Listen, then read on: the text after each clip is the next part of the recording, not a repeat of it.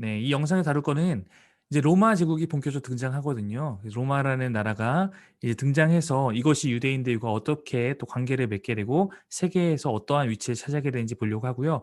특별히 그와 더불어 또 하나 주목할 만한 것이 가문인데요. 헤롯 가문입니다. 그래서 헤롯 우리가 알고 있는 헤롯 대왕의 아버지인 헤롯 안티파터가 어떻게 이제 이 격동의 시기 안에서 자기의 어떤 지위를 마련하고 그 살아남아서 헤롯 가문이 신약 시대까지 이어지게 되는지 그 내용을 이번에 한번 같이 살펴보도록 하겠습니다. 시작하겠습니다.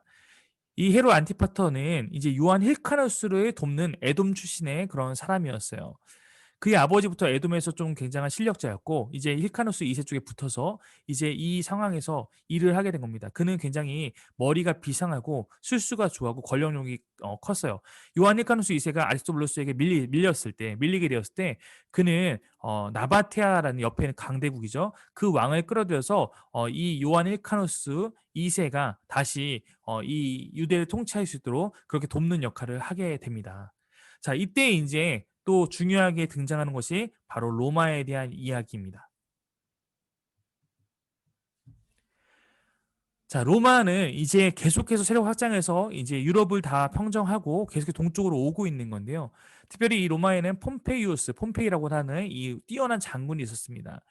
이 장군이 이제 63년까지 어떤 일을 했냐면 이집트를 제외한 동방의 대부분을 평정했어요. 당시 로마는 공화정이라고 했습니다. 공화정은 한 명의 왕이 다스리는 것이 아니라 이제 몇 명의 사람이 함께 복수로 통치하는 건데 이때 로마의 유명한 삼두 정치가 시작되죠. 그래서 율리우스 카이사르라는 이제 나중에 시저라고 부르죠. 그 크라수스 그리고 이 폼페이우스 이 세 명이 로마를 이렇게 함께 통치해 나가는 것입니다.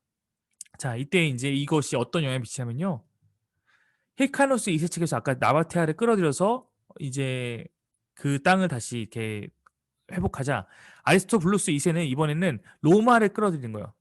폼페이우스 의 장군인 스카우루스라는 사람에게 뇌물을 보내서 도움을 요청합니다. 그래서 이 사람이 이제 힘을 발휘하니까 나바테아 군대가 철수하고 아리스토블루스가 다시 유대를 통치하게 되는 것이죠.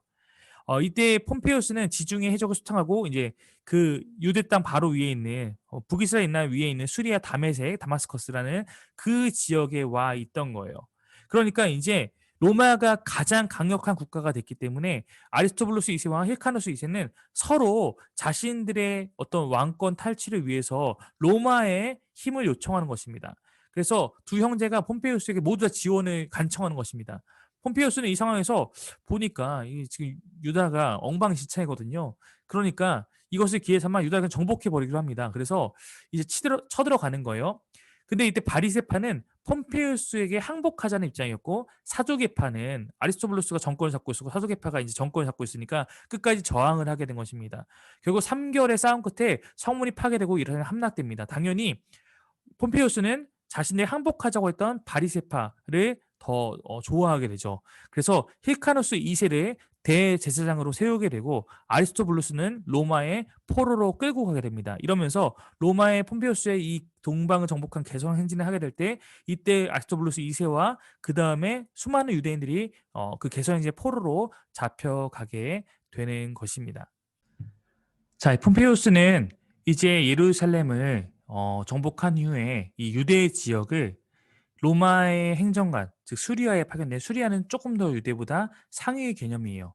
그 예를 들어 우리가 따지면 예루살렘은 도시라면 유다는 경기도 그리고 수리아란 것은 경기도를 관장하는 수도권 뭐 이런 식으로 말할 수 있는 조금 더 높은 그런 지역인데 그곳에 로마 총독 행정관이 직접 파견되어서 이 유대 땅까지 다스리게 한 것이죠. 그로 말미암아 이제 유대 지역의 통치에 대한 하스모니아 왕조의 통치는 끝난 것이죠. 그러니까 이 유대 독립기는 79년 만에 로마에 의해서 폼페이우스에 의해서 끝나게 된 것입니다. 이제 유대 땅은 로마의 통치를 받는 속국이 된 것이에요.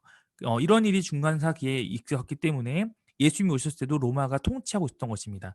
다만 여기가 로마로부터 굉장히 멀기 때문에 직접 통치를 하지 않고 이제 이곳에 로마의 어떤 통치를 대신할 사람들을 세우게 되는 것인데요.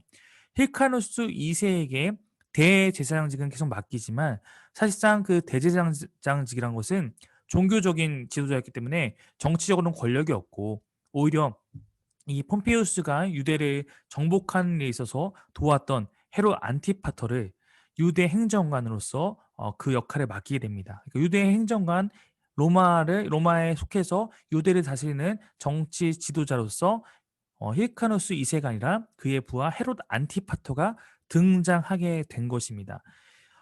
그러므로 정치적 실권은 이제 헤롯 가문에게 실제로 넘어가게 된 것입니다. 자, 이 헤롯 안티파터가 어떤 사람인가 한번 잘 보시죠.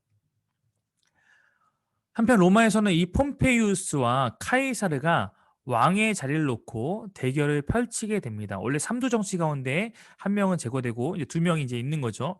자, 결국은 이 폼페이우스와 카이사르 대결에서 카이사르, 우리가 알고 있는 줄리어스 시저가 이제 루비콘 강을 건넙니다. 이 루비콘 강이랑 건넜다는 표현을 우리가 가끔 쓰잖아요. 이것은 돌이킬 수 없는 일을 저지른 거예요. 이제 주사위 던졌다 이러면서 루비콘 강 건넌 거죠, 카이사르가. 당시 군대를 이끌고 이 강을 건너면 로마의 법을 어기는 것이기 때문에 만약에 이가 로마를 정복하지 못하면 그가 로마의 반란군으로서 처단당할 수 있으니까 그런 최후의 어떤 그 강을 건넌 것입니다. 근데 카이사르가 성공해요. 로마를 차지하고 오히려 폼페이우스가 이집트로 도망하다가 암살당하게 됩니다. 자, 카이사르가 로마의 통치자가 된 거예요. 원래 이 헤롯 안티파터는 폼페이우스가 세워준 사람이잖아요. 그러니까 이제 자기가 살아남기 위해서 이 카이사르가 애굽에서 전쟁을 벌이게 될 때 군대를 파견해서 카이사르를 적극적으로 돕게 됩니다. 그러면서 카이사르를 지지하는 그런 모습으로서 살아남게 됩니다. 그로 말미암아 헤롯 안티파터는 이 카이사르에 의해서 유대 행정관에서 유대 행정장관으로 승진이 되고 로마의 시민권까지 받게 됩니다. 자, 줄리우스 카이사르가 실제적으로 로마의 통치자가 되긴 하는데 아직 이 사람이 황제가 되지는 못했어요. 그러니까 황제로서 인정받기 전에 그가 또 살해를 당합니다. 로마에서는 카이사르가 그의 양아대가 어떤 브루투스, 그래서 그 이것도 유명한 뭐 그런 멘트죠. 카이사르가 브루투스에게 칼을 맞자 브루투스 너 맞아 이러면서 이제 죽게 되잖아요. 그래서 이 브루투스와 카시우스 세력에게 카이사르가 제거당하게 됩니다. 그리고 카시우스가 시리아 지역, 아까 수리아와 시리아는 같은 얘기예요. 유대 상해 가날 지역의 총독으로 부임하게 됩니다. 당시 이 카시우스 입장에서는 이제는 카이사르가 죽고 로마를 어떻게 보면 전체를 다스릴 그런 경쟁자로서 안토니우스라는 카이사르의 오른팔과 같은 이런 사람과 자신만 있는 거예요. 양자 대결인 거죠. 자, 이 상황에서 안티파터는 이제 자신의 상위 관할 지역의 총독으로 온 카시우스에게 뇌물을 일찍부터 막 바치면서 우호적 관계를 맺습니다. 그런데 이제 또 안티파터가 힐카노스 2세의 부하에게 암살을 당하게 됩니다. 여기에 대한 자료는 조금 분분한데요.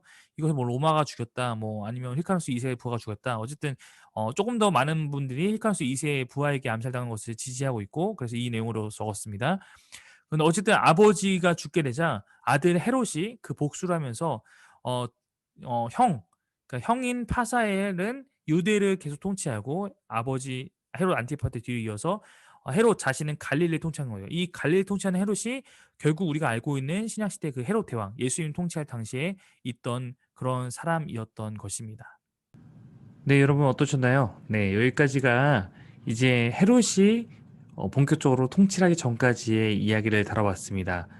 제가 전체 영상을 한번 대략적으로 보니까 한 6개 정도 나올 것 같은데 지금 여기까지가 3개이기 때문에 오늘 이번 주에는 여기까지만 제가 들려드리고 다음 주 이제 시간을 통해서 헤롯이 진짜 왕이 된 이야기부터 해서 그 뒤에 좀 더 신약 성경과 밀접한 그 이야기들을 함께 다루는 것으로 그렇게 하도록 하겠습니다.